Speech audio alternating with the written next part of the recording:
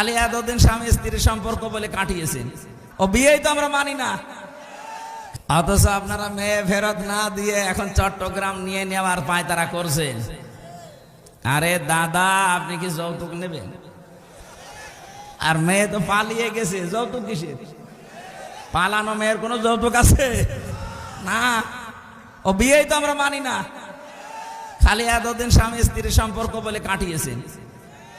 কিন্তু এ বিয়ে কি আসলে মানা যায়? কারণ দাদা, যতদিন মুসলমান না হবে ততদিন এ মেয়ের বিয়ে জায়েজ নেই। এটা আমি বানালাম। সূরা বাকারা 2 নম্বর পারা 14 নম্বর পৃষ্ঠা 4 নম্বর লাইনে 221 নম্বর আয়াতের মাঝের অংশে আছে, ওয়ালা তুনকিহুল মুশরিকিনা হাত্তা ইউমিনু। এ ফতোয়া আল্লাহর। যতক্ষণ কোন মুশরিক পুরুষ মুসলমান না হবে, ঈমান না আনবে, মুমিনা নারীর জন্য তাকে বিয়ে করা জায়েজ নেই। এই জন্য তো